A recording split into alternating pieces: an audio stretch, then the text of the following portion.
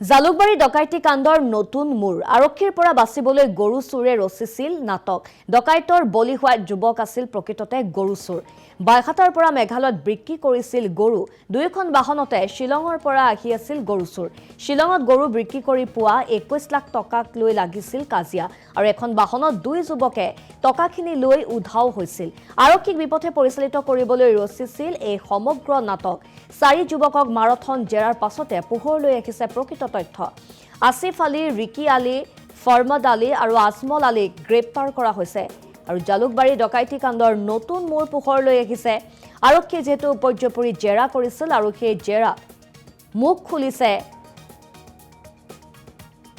আৰক্ষীৰ পৰা বাচিবলৈ গৰু চুৰ কেটাই ৰচিছিল এখন নাটক ডকাইতিৰ বলি হোৱা যুৱক আছিল প্ৰকৃততে গৰু চুৰহে বাইহাটাৰ পৰা মেঘালয়ত বিক্ৰী কৰিছিল গৰু কেটা দুইখন বাহনতে শিলঙৰ পৰা আহি আছিল গৰু চুৰ আৰু শিলঙত গৰু বিক্ৰী কৰি পোৱা 21 লাখ টকাক লৈ লাগিছিল কাজিয়া এখন বাহনত দুই যুৱকে টকাখিনি লৈ উধাও হৈছিল আৰক্ষীক বিপথে পৰিচালিত কৰিবলৈ ৰচিছিল ডকাইতিৰ নাটক আৰু চাৰি যুৱকক মাৰাথন জেৰাৰ পাছতে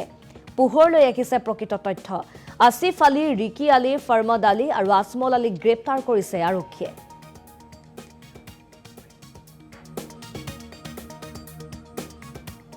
আজি ৰাতিপুৱা ঠিক 11:30 12 বজাৰ ভিতৰত এনেকৈ এটা মানে আমাৰ আৰক্ষী চকীত এই জালুকবাৰী আৰক্ষী চকীত এটা সংবাদ পাইছিলোঁ আমি ৰেডিয়েশ্যন ব্লু হোটেল ৰেডিয়েশ্যন ব্লুৰ ওচৰত এটা বলেৰো গাড়ী এখনত মানে ডকাইতি হোৱা বুলি গম পাই আমি জালুকবাৰী আৰক্ষী চকীৰ বিষয়াসকল আমাৰ OC মই আমি সকলোৱে মিলি এইটো তদন্ত আৰম্ভ কৰিছিলোঁ তদন্ত কৰি আৰম্ভ কৰা অন্তত আমি দেখিছিলোঁ গাড়ীত যিকেইজন মানুহ আমি পাইছিলোঁ তেখেতসকলক সোধপোছ কৰি এটা বস্তু আমি পাইছিলোঁ যে তেখেতসকলৰ মানে মিছা কথাৰে মানে বিভিন্ন ধৰণৰ তেওঁলোকে আমাক ব্যাখ্যা দিবলৈ বিচাৰিছিলে বা ষ্টেটমেণ্ট দিছিলে অধিক তদন্তত আমি সিহঁতক অধিক সোধপোছ কৰাৰ অন্তত আমি জানিব পাৰিছোঁ তেওঁলোকে যোৱাকালি বেজেৰাৰ ওচৰৰ পৰা গৰু লৈ শ্বিলঙলৈ গৈছিলে আৰু শ্বিলঙৰ পৰা তিনিটা জেগাত তেওঁলোকে আজি ৰাতিপুৱা পইচা উদ্ধাৰ কৰিছিলে গৰু ব্যৱসায়ত পইচা উঠালৈ তেওঁলোকে শ্বিলঙৰ পৰা আহি থকা অৱস্থাত সিহঁতৰ যিখন বলেৰোত আহি আছিলে সেই বলেৰোখনত মেহবুব আৰু আজমল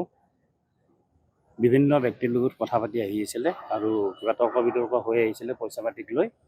তাৰপিছত ৰেডিয়েশ্যন ব্লুৰ ওচৰ পাওঁতে সেই গাড়ীখন আহি পায় তাৰপিছত সেই গাড়ীখনৰ মানুহখিনি আৰু এই গাড়ীখনৰ মানুহখিনি মানে ধুনীয়াকৈ সুন্দৰভাৱে কথা বতৰা পাতে তাৰপিছত সেই মানুহকেইজন গাড়ীখনৰ পৰা গুচি যায় আৰু লগে লগে মেহবুব আৰু আজমলো তাৰ পৰা গুচি যায় সিহঁতে পইচা লৈ গৈছে বুলি কৈছে আৰু মেহবুব আৰু আজমলো পইচা লৈ গৈছে তেওঁলোকে কোৱা মতে 21,85,000 টকা বুলি কৈছে গতিকে আজমল আৰু মেহবুব একেখন গাড়ীতে আহিছে কথা পাতি আহি আছে গতিকে সম্পূৰ্ণ এটা এইটোৰ মিছা তথ্যৰে ডকাইতি হোৱা বুলি মানুহক মানে জনমানসত মানে ইয়াত ডকাইতি হোৱা বুলি এটা প্ৰচাৰ চলাই আহিছে কিন্তু এইটো এটা দেখা যায় ইয়াতে